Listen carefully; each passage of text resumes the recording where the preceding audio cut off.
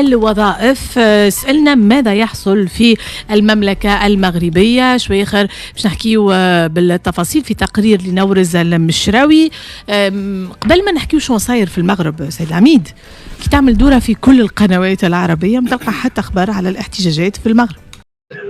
السلام عليكم إخواني أخواتي. كنشوفوا في هذا الفيديو اش قالوا علينا ديك الصحافة التونسية على بأن المظاهرات في المغرب بأنها قادوها شباب مثقف. نخليكم مع هذا الفيديو الإخوان وفرجة ممتعة. ماذا يحصل في المملكة المغربية. شوي خير باش نحكيو بالتفاصيل في تقرير لنورز المشراوي. قبل ما نحكيو شو صاير في المغرب سيد العميد، كي تعمل دورة في كل القنوات العربية متلقى حتى أخبار على الاحتجاجات في المغرب. شوف أنا أكن للشعب المغربي حب منقطع النظير، لأن طبعا عديت سنة كاملة عام 93-94 في المغرب، في الجنوب المغرب، وعرفت المغرب بكدا وكيف روحت قلت يوما ما باش يقع لي الروفي تو، لأنه فما تباين غريب في حاجات تشوفها وتستغرب. تشوف المدن حاجة رائعة وزينة وكياسات وكل شيء، لكن كي تخرج شوية تلقى فقر غريب. معناها توا الملك هنا موجود هنا وفما مقابله مليون ساكن في بيدونفيل عين سبع، وشوف معناها شيء كبير راهو وفي كل الاماكن، وخاصه كي تمشي للريف. التباين هذا يوم ما باش يعمل مشكله. وتوا الجيل الجديد جيل وسائل التواصل الاجتماعي ويشوف العالم ويشوف كل شيء، وصارت معناها توا معناها مصروف كبير برشا عملوه في تحضير كاس العالم. يقول لك الصحه ولا ديكلونش هذا الكل، وفاه 8 نسوة في اكادير معناها اثناء الولاده.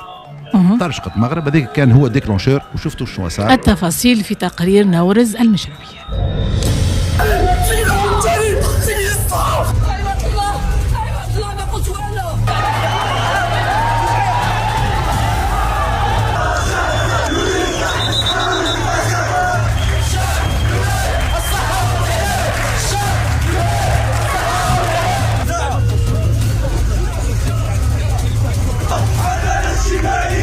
أمام الجيل الجديد من المحتجين أعتبر أنهم هم الأمل، أن هذا الغضب هو غضب مشروع.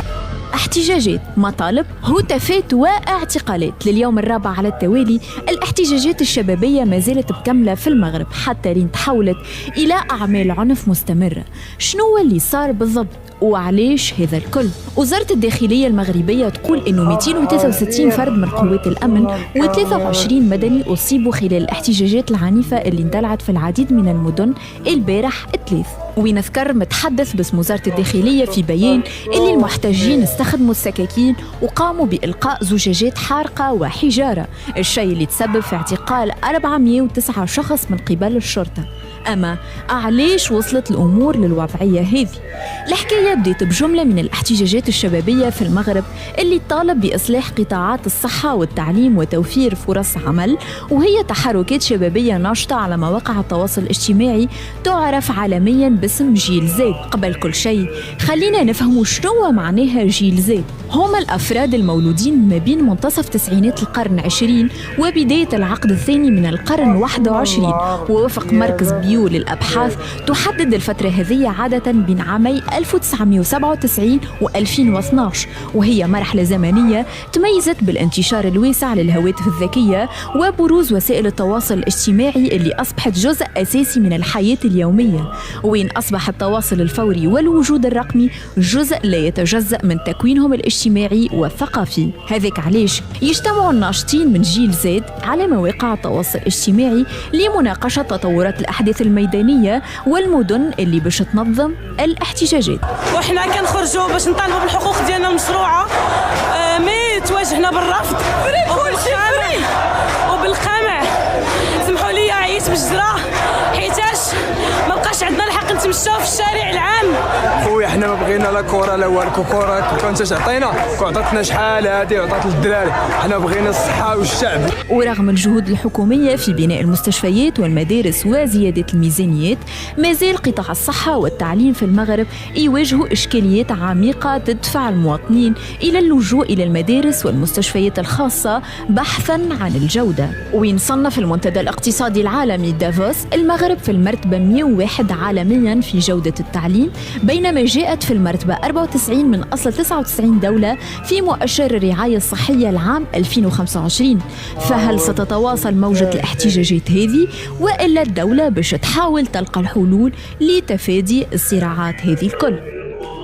شكرا نورز المشراوي. كانت هذه حوصلة لما يحصل في المغرب. كما بديت انت حكيت سيد العميد، حتى وصفت بالمأساوية في مستشفى أكادير، 8 نساء حوامل توفوا بعد عمليات قيصرية. اليوم الاحتجاجات بدأت على مواقع التواصل الاجتماعي. نحكيو على شباب حركة جين زد 212 اليوم يعتبروا روحهم لا جينيراسيون زد، جي زد، اللي كما فسرت نورز من 97 حتى تقريبا 2012. هذوما سي جينيراسيون اللي اليوم حتى كيف شفنا بعض التقارير الشحيحه الاعلاميه تقول بانه بالنسبه للحكومه المغربيه تقول لك احنا ما نجموش نتواصلوا معهم لانه هذوما ناس ما نعرفوهمش موجودين على مواقع التواصل الاجتماعي، ما فماش مؤسسات واضحه نتناقش معهم، فماش حتى دي بيرسون فيزيك واضحين نجموا نناقشوهم او نفهموا شنو المشاكل نتاعهم. دكتور نبدا معك. والله انا شوف، انا يظل هذا شأن داخلي الأخوة المغاربة، معناتها فما صعوبات معناتها في التعليم وفي الصحة. نبهت في الحق ما نسخيبش الوضعية كيف في المغرب. الشعب عنده الحق يحتج، مي أنا كنظرتي معناتها بلد شقيق إن شاء الله الاستقرار يقعد، ما تعمش الفوضى. الاحتجاجات مشروعة، قطاع الصحة منكوب بارامون في المغرب، التعليم في حالة هشة. هذايا خلينا نذكروا نحن التوانسه بقيمه الجمهوريه الاولى نتاعنا وبقيمه زعيم الحبيب بورقيبه اللي حاجات خدم عليهم العام 56، التعليم والصحه اللي في المغرب عام 2025 يحتجوا عليهم. اما لوش ذكرت التوانسه باش نقول لهم هاللي زاكي نتاعنا ماذا بينا نستحفظوا عليهم. الصحه العموميه والتعليم هذوما دي زاكي خدموا في تونس من جيل الاستقلال من 56، ماذا بينا ما نطيحوهمش حتى ان سيرتان مومون. حتى نحن في تونس ما قبل الثوره باش نعطي حاجات بريسيز معناتها، راهو كنا ماشيين في خوصصه الصحه العموميه ومشينا في خوصصه التعليم. دونك تو قيد بور ريدريسي لا بار، نعاودوا نرجعوا كما كنا قال بورقيبه وقتها في حكايه الخبز الله يرحمه وينعمه، فهمت، نرجعوا للثوابت نتاعنا اللي خدمت عليهم دوله الاستقلال ونزيدوا نطوروهم مع ان كلان دوي للنقل اللي لازمنا نحسنوه تو في تونس.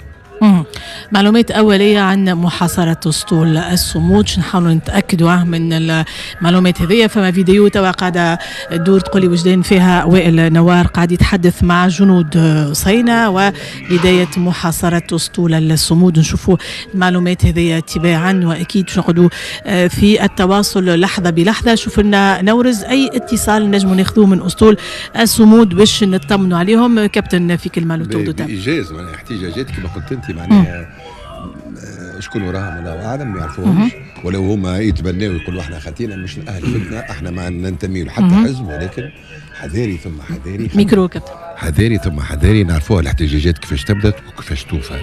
بدات الامور كيف في ايه قبيله نقرا فما مدينه 500 على الرباط اسمها ايه تعميرات ولا ايه تعميره، حرقوا بنكه وحرقوا كذا. دونك اتونسيون الانزلاق، اتونسيون يفون ريكوبيري دي زيفينمون، وخاطر غاديك وربي يستر، ربي يسترهم وان شاء الله، وان شاء الله يلقاو حل لكل هذه الطلبات. ربي يحفظ. كما تشوفوا الاخوان كان فيديو زوين، كان فيديو ممتع. نتمنى الاعجاب ديالكم، خلوا لنا شي تعليق زوين وشي كومونتير، واللي ما مشتركش اخوان اشترك معنا في القناه. وفرجه ممتعه اخوان، ونتلاقاو ان شاء الله في شي فيديو اخر.